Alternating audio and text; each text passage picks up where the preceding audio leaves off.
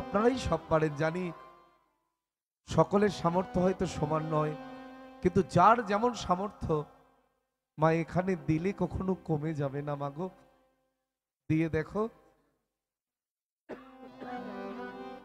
এখানে যদি কেউ 1 টাকা দেয়, ভগবান তার ঘরে 100 টাকা পৌঁছে দেন।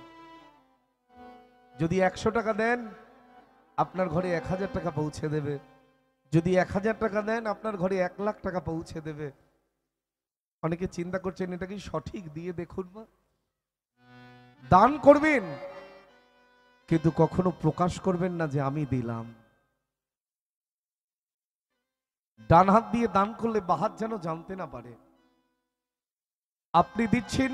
সে ঠিক জানতে পারছে, যিনি অন্তর্যামী ভগবান তিনি কি জানতে পারবেন না? আপনি দিচ্ছেন, সে জানে আর আপনি জানবেন। এই দুজনের মধ্যে অন্য কেউ যদি জানে, তাহলেই অহংকারের সৃষ্টি হয়ে যাবে। বাবা মাথায় রাখবেন, তাকে কেউ কিছু দিতে পারে না। যিনি সরৈশ্বর্যপূর্ণ ভগবান, তাকে ঐশ্বর্য প্রদান করবার মতো শক্তি বা সামর্থ্য আমাদের নাই। আমরা গঙ্গা জলে গঙ্গা পূজা করছি। তাই আপনাদের সকলের চরণে নিবেদন, কমিটির পক্ষ থেকে আপনাদের কাছে যাচ্ছে, আপনারা যে যা পারবেন, তবে ডিসিপ্লিন, যেভাবে বসে আছেন, চিৎকার নয়, চেঁচামেচি নয়, কোনো কথা নয়। ভিক্ষার ছোলা নিয়ে যাবেন, যতটা দেবেন ততটাই ফিরে পাবেন, এই চিন্তা করে ওই ছোলার মধ্যে দিয়ে দেবেন। আর আপনাদের সকলের অন্ন প্রসাদের ব্যবস্থা আছে, সেটা আরো উত্তম কথা। কীর্তন শেষ হলে আপনারা প্রসাদ গ্রহণ করে তারপর নিজ নিজ ঘরে গমন করবেন। কেমন? জয় নিতাই। তা কি বললাম, একটা অহংকার হলো, বাবা পেছন থেকে শুরু করো, তাহলে তোমাদের সুবিধা হবে। পেছন থেকে শুরু করো। একটা অহংকার হলো রূপের অহংকার, আর একটা অহংকার হলো বিদ্যার অহংকার, আর একটা অহংকার হচ্ছে অর্থের অহংকার, সেটা আরো মারাত্মক।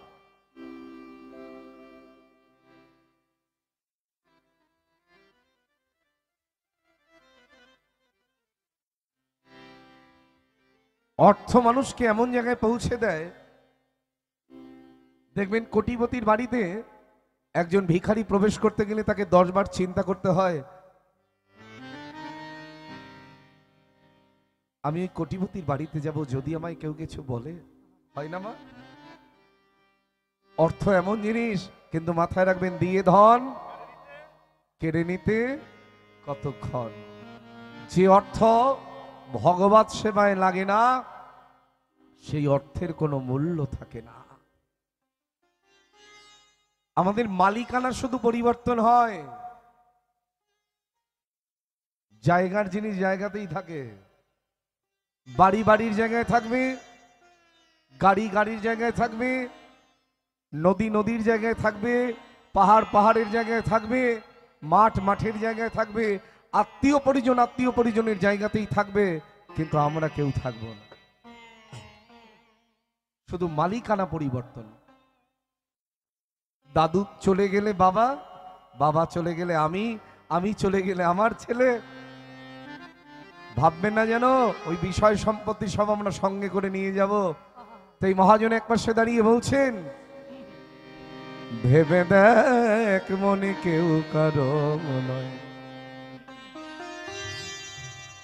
ভেবে দেখ মনে কেউ কারো নয়, মিছে ভ্রম ভূমণ্ডলে, ভেবে দেখ মনে কেউ কারো নয়, মিছে ভ্রম ভূমণ্ডলে, ভুল না দক্ষিণা কালী, বদ্ধ হয়ে মায়া জালে, ভুল না দক্ষিণা কালী, বদ্ধ হয়ে মায়া জালে, ভেবে দেখ মনে কেউ কারো নয়, মিছে ভ্রম ভূমণ্ডলে, ভেবে দেখ মনে কেউ কারো।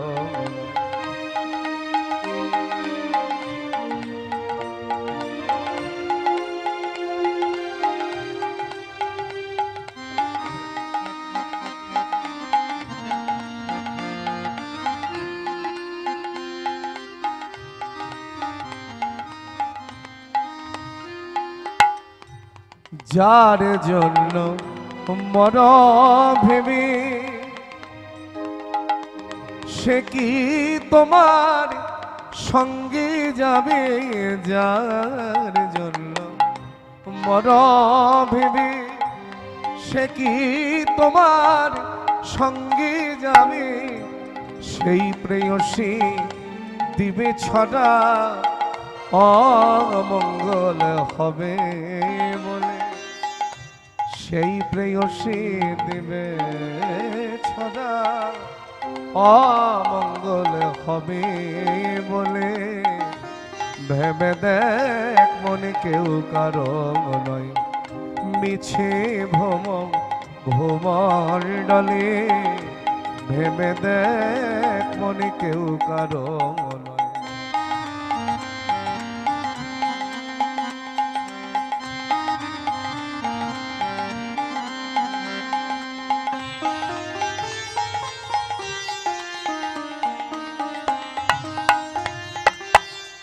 দিন দুই তিনের জন্য ভাবে কর্তা বলে সবাই মানে, দিন দুই তিনের জন্য ভাবে কর্তা বলে সবাই মানে, সেই কর্তারে দিবে ফেলে কালা কালের কর্তা এলে, সেই কর্তারে দিবে ফেলে কালা কালের কর্তা এলে, ভেবে দেখ মনে কেউ কারো নয়, মিছে ভূমণ্ডলে, ভেবে দেখ মনে কেউ কারো নয়।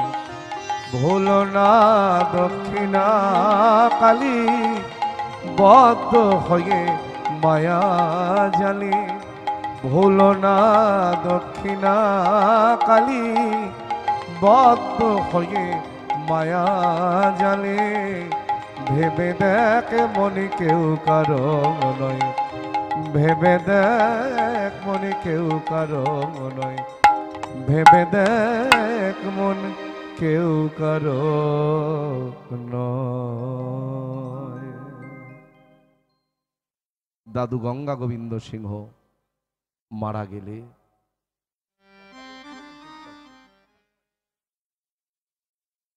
দাদু গঙ্গা গোবিন্দ সিংহ মারা গেলে সমস্ত ঐশ্বর্য আর জমিদারির ভার গ্রহণ করলেন লালাবাবুর পিতা।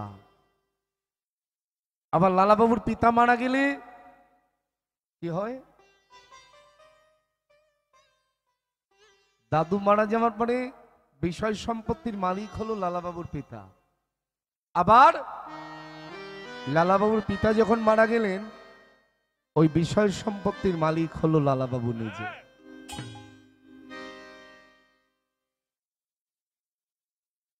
হ্যাঁ, হবে না কেন? যাক, এটা ভালো প্রশ্ন করেছেন। তিলক মাটি কি কালো হয়? আচ্ছা আচ্ছা, আচ্ছা, এখানে কারোর তিলক কালো আছে? হাত তুলুন তো দেখি। নেই।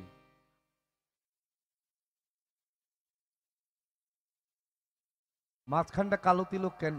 আচ্ছা, বেশ। এখন তো এদিকে অনেকে কালো তিলক করেন, করে না? হ্যাঁ, এই তো মায়েরা জেনে গেছে তো। তবে যাই হোক, দাদা যখন প্রশ্ন করেছেন আমি বলি, কালো তিলক করবার অধিকার জগতের সবার নাই। এই কালো তিলকটাকে বলা হয় রাধাকুণ্ডের রজ। এটা রাধাকুণ্ডের মাটি। কারা করতে পারে? যারা নিত্য প্রসাদ ভোজী, আর না হলে কমপক্ষে তাকে নিরামিষ ভোজী মানুষ হতে হবে। যদি আপনি শখ করে কালো তিলক করেন তাহলে হবে না। এখন অনেকে করছে দেখা দেখি, দেখতে ভালো লাগে তাই, কিন্তু গুরু পরম্পরায় পেতে হবে বাবা। আমার সে গুরু ঘর থেকেই পাওয়া। আমার গুরুদেবরা নিজেরাও কালো তিলক করেন এবং বলে দেওয়া আছে যারা নিরামিষ ভোজী প্রসাদ ভোজী মানুষ তারাই একমাত্র রাধাকুণ্ডের রসটাকে ব্যবহার করতে পারবে। এখন অবশ্য মেদিনীপুরে বহু জায়গায় কালো তিলকের প্রচলন হয়ে গেছে, হয়তো দাদা দেখতে পাননি তাই। কিন্তু মাথায় রাখবে, কালো তিলক শখ করে করতে যাবে না। গৌর তিলক করো, অসুবিধা নাই, লোক দেখা দেখি কিছু করতে নেই মা, তোমরা গৌর তিলক করে যাও, তাতে কোনো অপরাধ নাই, কিন্তু কালো তিলক যেন শখ করে করো না। নেতাই গৌর হরি বল। গুরুদেবের কাছ থেকে পাবে তবে কালো তিলক করবে, আর কালো তিলক করলে অন্ততপক্ষে নিরামিষ আহার করতেই হবে বাবা। নেতাই গৌর হরি বল। তাহলে কি বললাম, প্রথমে সম্পত্তির মালিক হলো কি দাদু গঙ্গা গোবিন্দ সিংহ, তারপরে লালাবাবুর পিতা প্রাণকৃষ্ণ সিংহ। তিনি মারা যাবার পরে সমস্ত ঐশ্বর্যর জমিদারির ভার গ্রহণ করলেন কে? লালাবাবু নিজে। লালাবাবুর স্ত্রীর নাম ছিল কাত্যায়নী। বিবাহের 1 বছর পরে লালাবাবুর একটা পুত্র সন্তানও জন্ম নিয়েছে। স্ত্রী কাত্যায়নী বলছে, স্বামী আমাদের তো পুত্র হয়েছে, পুত্রের কি নাম রাখবো? কাত্যায়নী, এখানেও তুমি একটা ভুল করলে। আমাদের, তুমি কোথায় ছিলে আর আমি বা কোথায় ছিলাম? আমরা অনেক সময় কথাটা বলে ফেলি, আমার ছেলে, আমার মেয়ে, আমার টাকা, আমার পয়সা, আমার গাড়ি। বেটা তুমি নিজে কার তার ঠিক ঠিকানা নাই, আর তোমার ছেলে মেয়ে বাড়ি ঘরই হয়ে গেল বাবা। তাই লালা বলছে, কাত্যায়নী, কাত্যায়নী গো, কাত্যায়নী, আগে ওই কথাটা পরিবর্তন করো। আমাদের, আমি আমার নই, আর আমাদের কোথা থেকে হবে? তাহলে তার দেওয়ার সন্তান তুমি পেয়েছো কোলে। তোমায় বলে রাখি, এমন একটা নাম রাখতে হবে যে নাম করতে করতে তুমি আর আমি দুজনই ভবসিন্ধু তরি পার হয়ে যেতে পারি। কারণ 10-12 বছর বিবাহের পরেও দেখবেন অনেক মা বাবার একটা সন্তান হয় না। এরকম আছে তো জগতে। জন্ম মৃত্যু বিয়ে তিনটেই হচ্ছে ভগবানের হাতে। আমরা বলি 3 বিধাতা নিয়ে। তাহলে জারি জুরি চলবে না তিনি যতক্ষণ তোমার কোলে সন্তান তুলে না দেবেন। হাজার চেষ্টা করলেও হবে না বাবা। তাই লালা বলছে, কাত্যায়নী, সন্তান যখন তার দেওয়ার সম্পদ, এমন একটা নাম রাখতে হবে যে নাম করতে করতে তুমি আর আমি দুজনই ভবসিন্ধু তরি পার হয়ে যেতে পারি। পুত্রের নাম রাখলো নারায়ণ। যত আগের দিনে যাবেন দেখবেন ছেলে হলে দেব, দেবতাদের নাম দিয়ে ছেলের নাম রাখতো মা বাবারা। যত আগের দিকে যাবেন, পেছন দিকে তাকান, বিগত দিনে তাই ছিল। যে কোনো সন্তানের নাম রাখা হতো ভগবানের নাম দিয়ে, দেবদেবীর নাম দিয়ে। ছেলে হলে বিষ্ণু, নারায়ণ, ভোলানাথ, মহাদেব, শিব, গোপাল, গোবিন্দ, মধুসূদন। এখন আর এইসব নাম খুঁজে পাবেন না, এখন তো মডার্ন যুগ। মানুষও মডার্ন, নামও মডার্ন, কার্যকারিতাও হয়ে গেছে মডার্ন। আর যদি মেয়ে হতো নাম রাখতেন লক্ষ্মী, সরস্বতী, বাহ, গঙ্গা, যমুনা, পার্বতী, গৌরী, রাধা, ললিতা, বিশাখা। এখন আর এসব নাম পাবেন? এখন যত কঠিন নাম রাখে, মানে 32 পাটি খুলে পড়বার মতন অবস্থা। বাচ্চাদের এখন যে কঠিন কঠিন নাম না,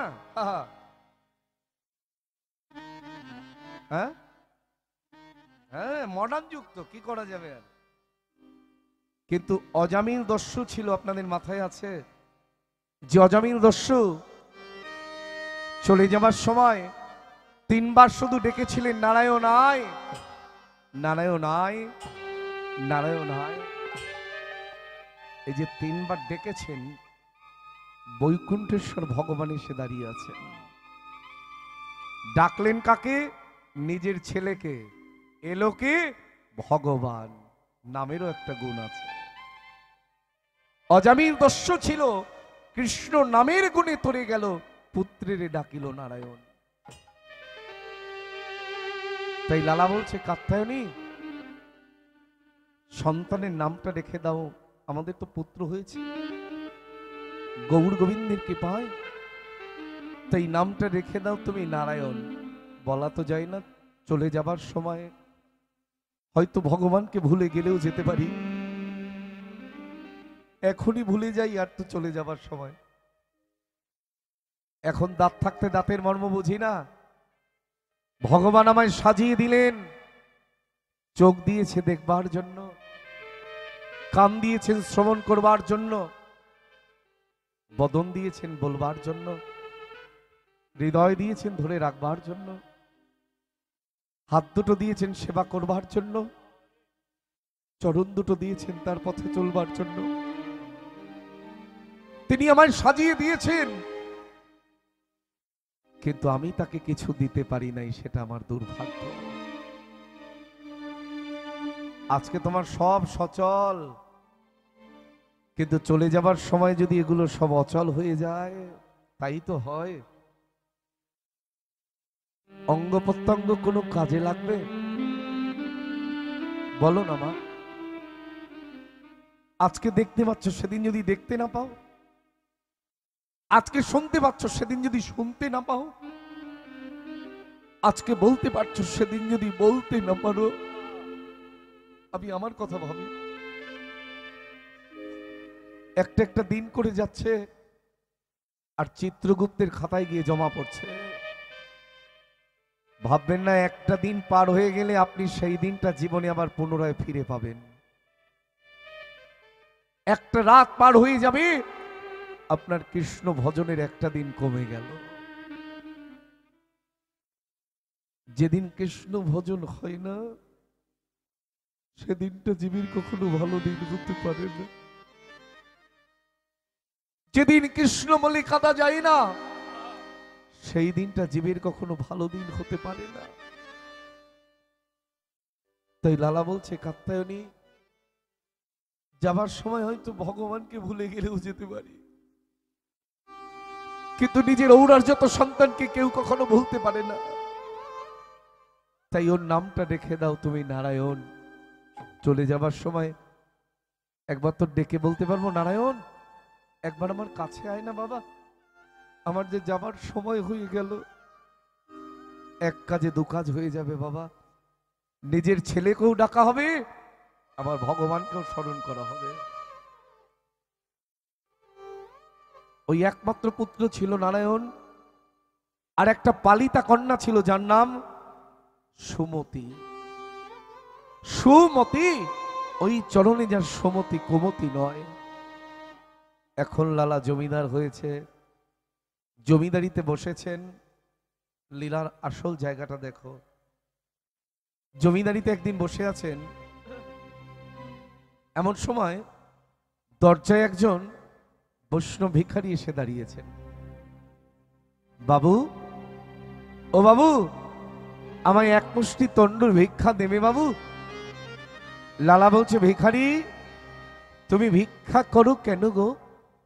ভিক্ষা করে তুমি কি পাও বলো তো? বাবু গো,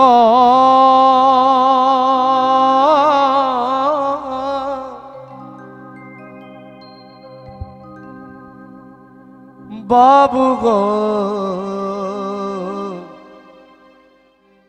ও বাবু গো, আমি হলাম দিন ভিখারি গো বাবু,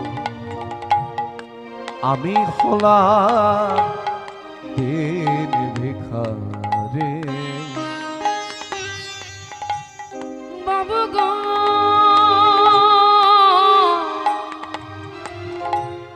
বাবু গো,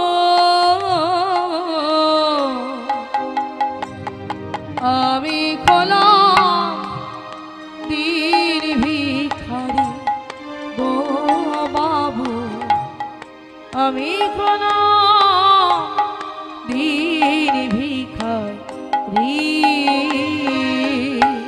বাবু গো, বাবু গো, আমি হলাম দিন ভিখারি গো বাবু, আমি হলাম দিন ভিখারি। বাবু গো, বাবু গো আমি হলাম দিন ভিখারি গো বাবু আমি হলাম দিন ভিখারি ও তারে নাম নিয়ে ঘুরে বেড়ায়, ও তার নাম নিয়ে ঘুরে বেড়ায়, ও তারে নাম নিয়ে ঘুরে ও বেড়ায়। তার নাম নিয়ে ঘুরে বেড়ায়। আমারই নেই তো টাকা করে,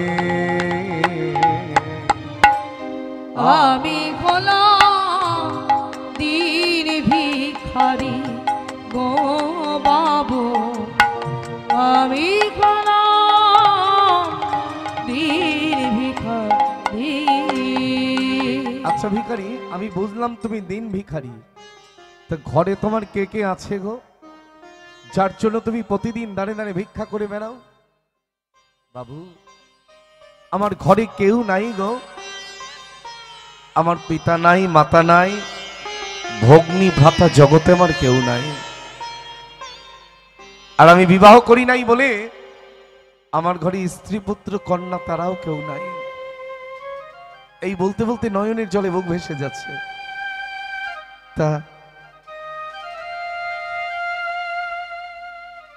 তোমার ঘরে কেউ নাই যখন তুমি দাঁড়ে দাঁড়ে কেন ভিক্ষা করো? ভিখারি বলছে, বাবু ইহ জগতে আমার কেউ না থাকলেও আমার ঘরে পরমার্থিক জগতের একজন আছে গো, যাকে আমি প্রতিদিন ভিক্ষা করবার জন্য যখন ঘরের বাহির হই,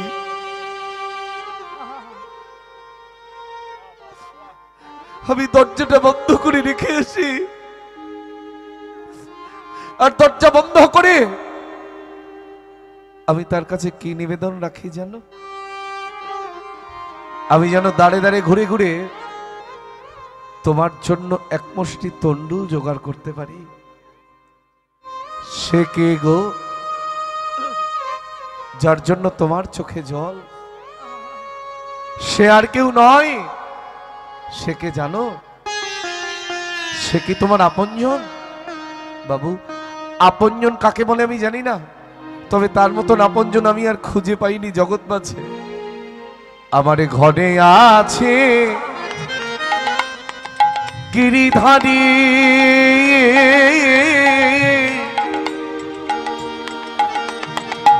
তাই তো দাঁড়ে দাঁড়ে আমি ভিক্ষা করি। আমার ঘরে আছে আমার গিরি ধারি তাই তো দাঁড়ে দাঁড়ে ভিক্ষা করি আমার ঘরে আছে গিরিধারী, বাবু গো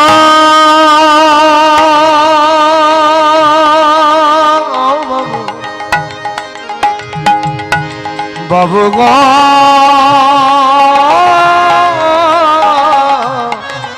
বাবু গো, আমার ঘরে আছে আমার গিরি ধারি তাই তো দাঁড়িয়ে দাঁড়িয়ে ভিক্ষা করি তার সেবা দিয়ে পাই গো প্রসাদ, আরে সেবা দিয়ে পাই গো প্রসাদ তার সেবা দিয়ে পাই গো প্রসাদ। তার সেবা দিয়ে পাই গো প্রসাদ। এই তো আমারই দিন বাবু গো, বলি আমি হলাম দিন ভিখারি গো বাবু আমি খলাম দিন ভিখারি বাবু গো বাবু গো বলি আমি খলাম দিন ভিখারি গো বাবু আমি খলাম দিন ভিখারি আমি বুঝলাম তুমি দিন ভিখারি, সেই জন্য তুমি এইভাবে দাঁড়িয়ে দাঁড়িয়ে কাঁদছো।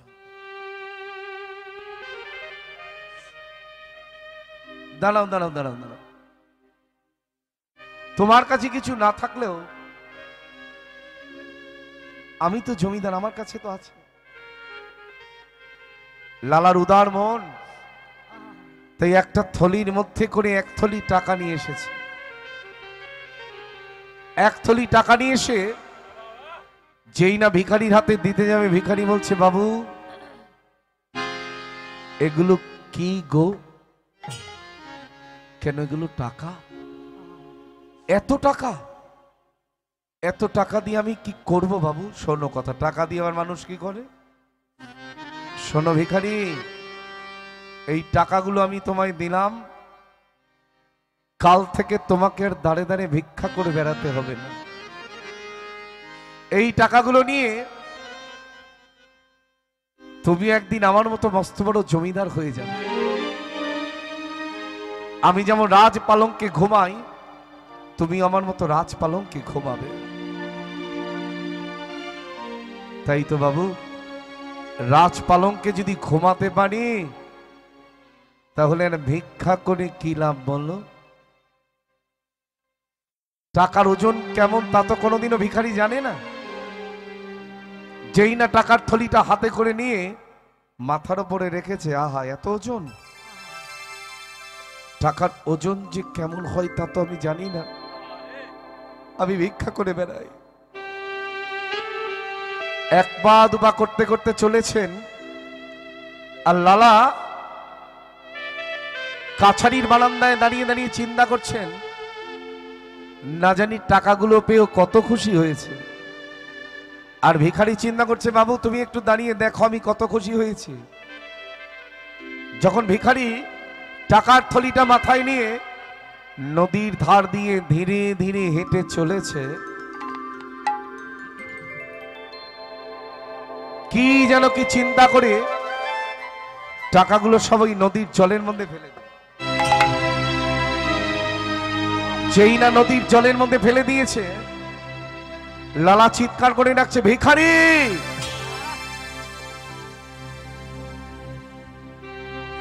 আরে ও ভিখারি, ভিখারি! আরে ও ভিখারি! ভিখারি মনে মনে চিন্তা করছে, বাবু আবার আমাকে ডাকছে কেন? আবার পুনরায় এক পা দুপা করতে করতে লালার কাছে এসে দাঁড়িয়েছে। বাবু তুমি আমায় ডেকেছো কেন বলো? ডেকেছি কেন? তুমি আমার কাছে কি চেয়েছিলে? কেন? এক মুষ্টি ভিক্ষা। আমি তোমায় কি দিয়েছিলাম? কেন বাবু? এক থলি টাকা। তাহলে আমার দেওয়া টাকাগুলো নিয়ে তুমি কেন ওই নদীর জলের মধ্যে ফেলে দিলে ভিখারি? তুমি শুনবে বাবু, ওই টাকার থলিটা মাথায় নিয়ে যখন আমি নদীর ধার দিয়ে ধীরে ধীরে হেঁটে চলেছি, হেঁটে চলেছি, কে যেন আমায় পেছন থেকে ডাকছে। কে ডাকছে? কে ডাকছে ভিখারিকে? এখানে কিন্তু গুগলির মতো প্রশ্ন। ভিখারি যখন হেঁটে হেঁটে যাচ্ছে টাকার থলি মাথায় করে নিয়ে, তাকে পেছন থেকে কে ডাকছে গো? ডাকছে তার বিবেক। এই টাকাগুলো নিয়ে তুই জমিদার হবি, এই টাকাগুলো নিয়ে তুই রাজ পালঙ্কে ঘুমাবি। তুই যদি রাজ পালঙ্কে ঘুমাস, তুই আমার সেবা করবি কখন?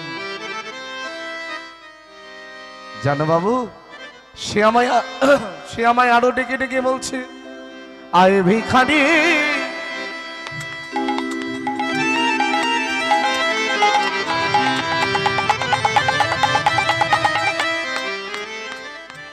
ও তুই আয় রে ফিরে,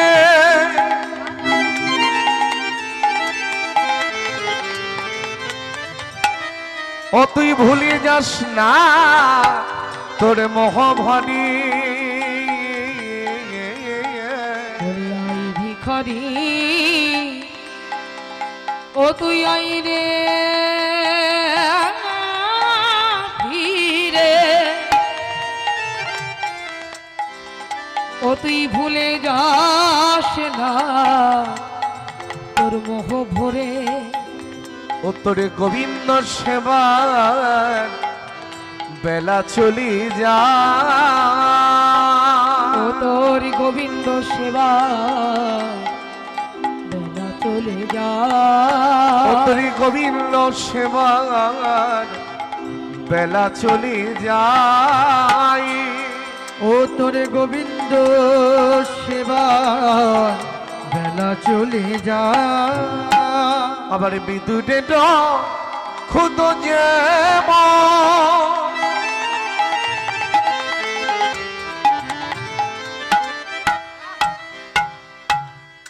তোর ভিক্ষাট অন্য তেমন, আবার বিদুরের খুদ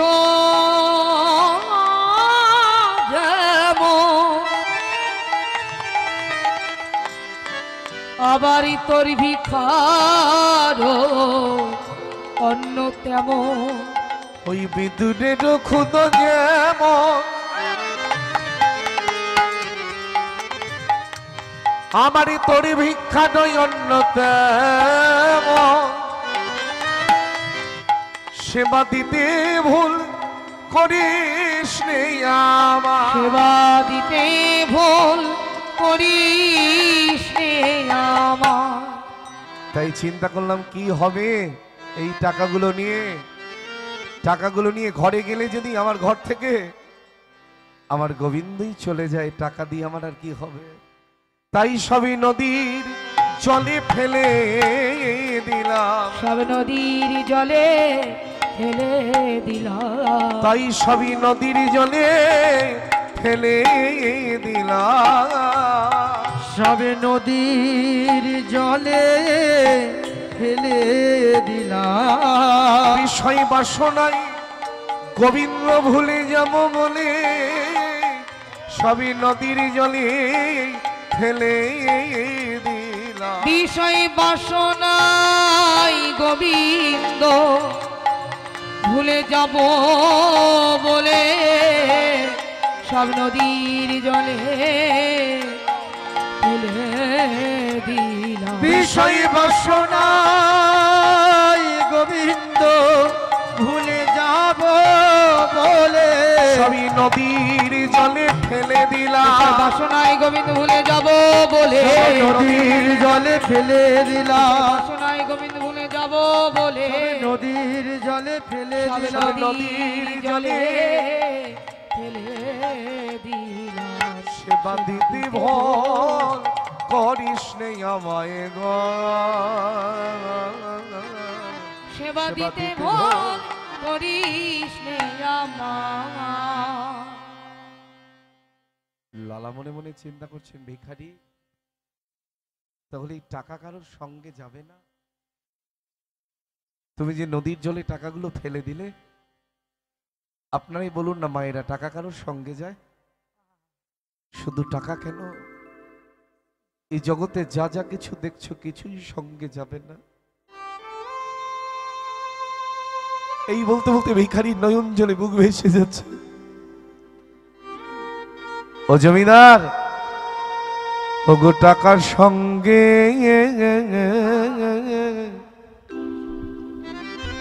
সঙ্গে যাবে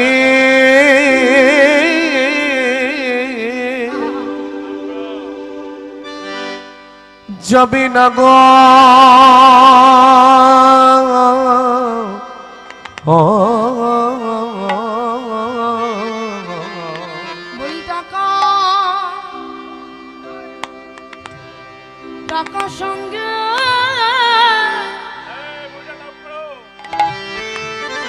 সঙ্গে যাবে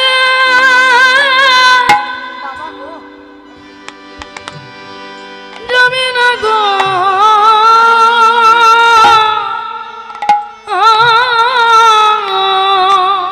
এই টাকা সঙ্গে সঙ্গী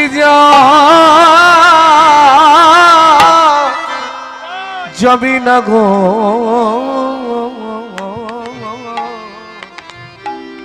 বলি টাকা টাকা সঙ্গে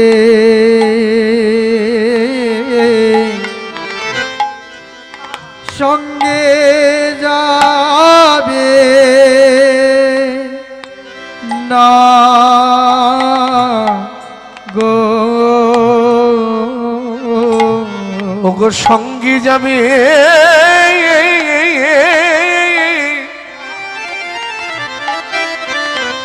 সঙ্গী যাবে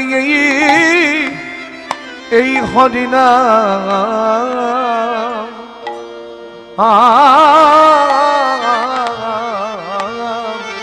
বলি টাকা টাকা সঙ্গে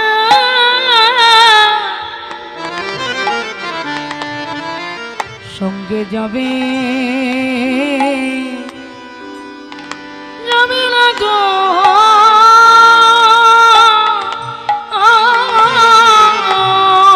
শুধু হরি নামে যা নাম যাবে আর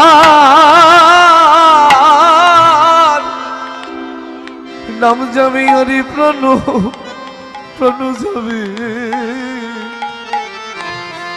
এই টাকা সঙ্গে সঙ্গী যাবে যাবে না গো হরি নামে যাবে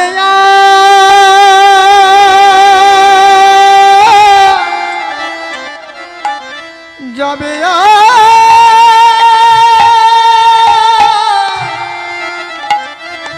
এই প্রাণ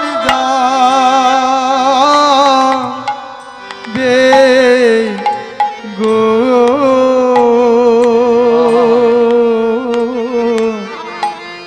তোমার স্বাধীন বাড়ি বাড়ি পড়ে রবে এই টাকা সঙ্গে সঙ্গে যাবে না গো। তোমার স্বাধীন বাড়ি শুধু গৌর ভক্তমণ্ডলী একবার চিন্তা করে দেখুন তো যা যা কিছু দেখছেন বিশ্ব ব্রহ্মাণ্ডের মাঝে চোখ দুটো বন্ধ হলে কেউ কি আপনার সঙ্গে জিনিসগুলোকে দিয়ে পাঠাবে? এগুলো আমাদের ভাবনার বিষয়, অথচ আমরা এটাকে আঁকড়ে ধরে পড়ে থাকলাম। তোমার সাধের বাড়ি বাড়ি পড়ে রইবে অগসারে হবে তো তুলসী তলা তোমার সাধের বাড়ি পড়ে রবে অগসারে সারে হবে তো তুলসী তলা তোমার সাধের বাড়ি বাড়ি পড়ে রবে ওগো সবাই বলবে হরি হরি বলি সাধের বাড়ি তোমার পড়ে রবে ওগো সবাই বলবে হরি হরি ওগো নিয়ে যাবে তোমার শ্মশানে তরি ওগো সবাই বলিবে ওগো হরি হরি সেদিন আপনে বলতে তোমার তোমার কেউ রবে না। পুত্র বলো আর কন্যা বলো, তোমার আপন বলতে আর কেউ রবে না। ওগো পুত্র বলো কন্যা বলো, তোমার পরে রবে সাধের ওই দোতলা, সেদিন সারে হবে তো তুলসী তলা। তোমারে পড়ে রবে ওই দোতলা, বলি সারে হবে তো তুলসী তলা। তোমারে পড়ে রবে ওই দোতলা, বলি সারে হবে তো তুলসী তলা। তোরে রবে ওই দোতলা, সারে হবে তুলসী তলা। বলি ওই দোতলা, সেদিন সারে হবে তুলসী তলা, তোরে রবে ওই দোতলা, তোমার সারে হবে তুলসী তলা। তোরে রবে ওই দোতলা। ওগো টাকার সঙ্গে যাবে না গো। লালা মনে মনে চিন্তা করছেন, এতদিন জানতাম আমি জমিদার, যে এতগুলো টাকা আমার মুখের সামনে নদীর জলের মধ্যে ফেলে দিতে পারে, না জানি সে আমার চাইতেও কত বড় জমিদার রে। কথাগুলো একবার চিন্তা করেছেন মা? লালা চিন্তা করছেন, আমি জানতাম আমি জমিদার, কিন্তু আজকে তো আমি নতুন জমিদারের সন্ধান পেলাম, যে এতগুলো টাকা আমার মুখের সামনে নদীর জলের মধ্যে ফেলে দিল, না জানি সে আমার চাইতেও কত বড় জমিদার। ও ভিখারি, তুমি বললে টাকা কারোর সঙ্গে যাবে না, সঙ্গে যাবে মধুর মধুর হরিনাম। তাই যদি হয় তাহলে আজ থেকে তুমি আমার জমিদারিতে থাকবে, আর এমনি করে দিবানিশি তুমি আমায় মধুর মধুর মধুর কৃষ্ণ নাম শ্রবণ করাবে।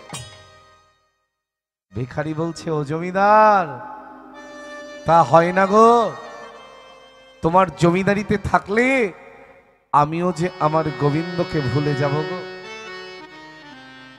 কারণ তোমার কি মনে নাই, তিনি বিদুরীর খুদ পর্যন্ত সেবা নিয়েছিলেন? আপনাদের মাথায় আছে, বিদুরীর স্ত্রী গোবিন্দ দর্শন করবার পরে বাহ্যস্মৃতি হারিয়ে ফেলেছিলেন। কোনটা কলার খোসা আর কোনটা কলার শ্বাস এটাই তার মাথায় ছিল না। ভগবানকে দর্শন করে ভগবানকে সেবা দেবার জন্য কলাটাকে হাতে নিয়েছিলেন ঠিকই, অনুরাগ, কলাটাকে ছাড়িয়ে শ্বাসটা রেখেছেন বাম হাতে আর কলার খোসাটা রেখেছেন ডান হাতে। যখন কলার খোসাটাকে শ্বাস মনে করে গোবিন্দের বদনে তুলে দিতে যাবে, এমন সময় বিদুরী দৃশ্যটা দেখে ফেলেছে। একই এ তুমি কি করছো গো?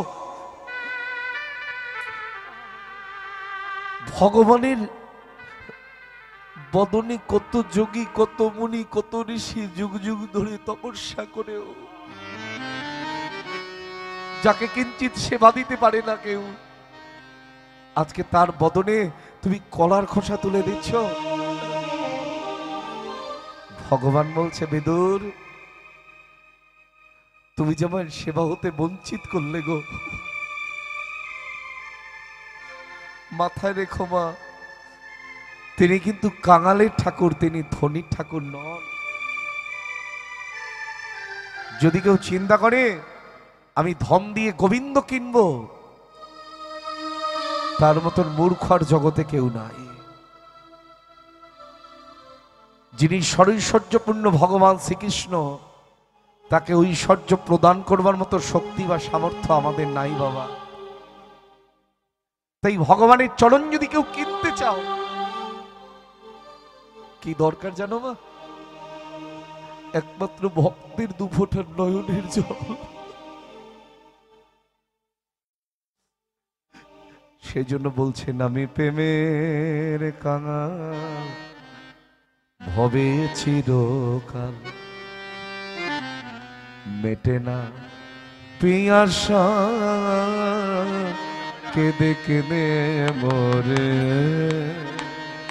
আমি প্রেমের কাঙাল, ভবে চিরকাল মেটে না পিয়াসা, কেঁদে কেঁদে মরি। আমি প্রেমের কাঙাল, ভবে চিরকাল মেটে না পিয়াসা, কেঁদে কেঁদে। আমি প্রেমের কাঙাল, ভবে চিরকাল মেটে না পিয়াসা, কেঁদে কেঁদে মরি। ভালোবাসি আমি ভক্তের ভক্তির, ভালোবাসি ভক্তের প্রেমের মাধুরী। আমি প্রেমের কাঙাল, ভবে চিরকাল মেটে না পিয়াসা, কেঁদে কেঁদে নিতাই গৌর হরি হরি বল। আমি প্রেমের কাঙাল, ভবে চিরকাল মেটে না পিয়াসা, কেঁদে কেঁদে মরি। সুখের ছলনে দুঃখেরই দলনে হতাশাই ঘিরে রাখি যে ভক্তেরে, তবু যদি নাহি ভোলে না ছাড়ে আমারে, আমি হই তার দাস, তারে কৃপা করে। প্রেমের কাঙাল, ভবে চিরকাল মেটে না পিয়াসা, কেঁদে কেঁদে মরি। প্রেমের কাঙাল, ভবে চিরকাল মেটে না পিয়াসা, কেঁদে কেঁদে মরি। চলে গেলেন ওই ভিখারি লালাকে শিক্ষা দিয়ে। লালা যখন ঘরে ফিরে এলো, তখন আর একজন শিক্ষা দেওয়ার জন্য তৈরি হয়ে রয়েছেন। জন্মের যত যত লীলা তৈরি হয়েছে সব জগৎকে শিক্ষা দেবার জন্য। ভিখারি বৈষ্ণব যখন শিক্ষা দিয়ে চলে গেলেন, লালা পুনরায় যখন তার নিজের ঘরে ফিরে এলো, এই জায়গাটা লক্ষ্য করুন। লালা প্রতিদিন যে বিছানায় ঘুমায়, বাড়ির কাজের মেয়েটা সেই বিছানায় ঘুমিয়ে আছে। এখন আপনার বাড়িতে যে মেয়েটা কাজ করে, ধরুন বাসন মাজে, কাপড় কাচে, ঘর ঝাড়ু দেয়, সেই মেয়েটা যদি আপনার রাজপালঙ্কে শয়ন করে, আপনার রাগ হবে না? বুকে হাত দিয়ে বলুন তো। জমিদারের বিছানায়, বড় লোকের বিছানায় যদি বাড়ির কাজের মেয়ে ঘুমায়, বড় লোকের রাগ হবে না? বাড়ির মালিকের রাগ হবে না? অর্থের অহংকার কখনো না কখনো কাজ করে যায় বাবা। জ্ঞানে হোক আর অজ্ঞানে হোক। লালা ওই দৃশ্যটা দেখেই সঙ্গে সঙ্গে চমকে উঠেছে। এত বড় স্পর্ধা, এত বড় সাহস! জমিদারের বিছানায় বাড়ির কাজের মেয়ে ঘুমিয়ে থাকে। এই কে আছিস?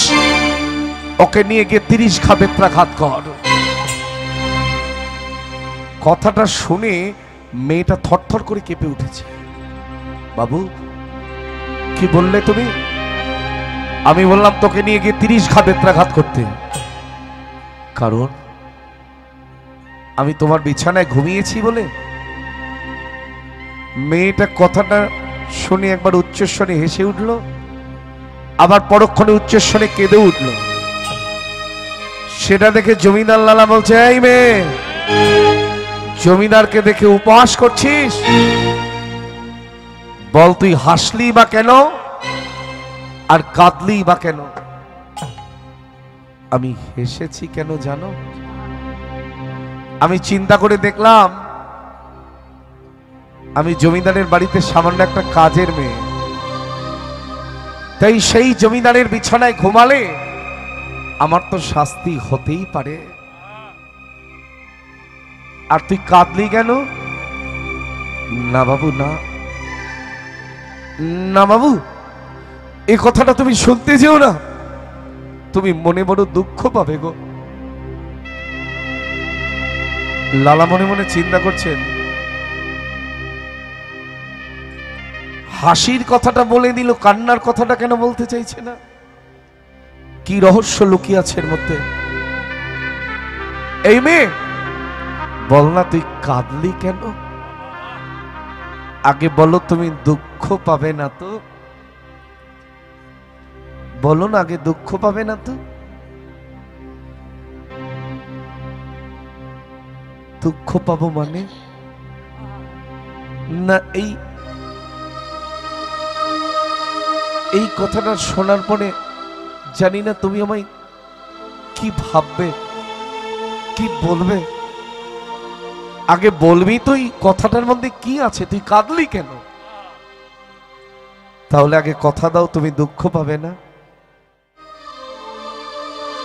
জানো, আজকে যখন তোমার ঘরে প্রবেশ করলাম, তোমার ঘরে প্রবেশ করে দেখি তুমি ঘরে নাই, কিন্তু তোমার রাজ পালঙ্কখানা পড়ে আছে। কোনোদিনও তো ওই বিছানা দেখিনি, ওই রাজ পালঙ্ক দেখে আমার একটু লোভ হয়েছিল। মনে মনে চিন্তা করলাম, প্রতিদিন জমিদার ওই পালঙ্কে ঘুমিয়ে কত সুখ পায়। এটা যদি অনুভব করতে হয় তাহলে এই বিছানায় আমাকেও একবার শয়ন করতে হবে। জানো বাবু, বেশি সময় নয়, সামান্য সময় ওই জমিদারের বিছানায় ঘুমিয়েছি বলে আমার যদি 30 ঘা বেত্রাঘাতের আদেশ হয়, তাহলে যে মানুষটা সারাটা জনম ধরে রাজ পালঙ্কে ঘুমিয়ে এলো,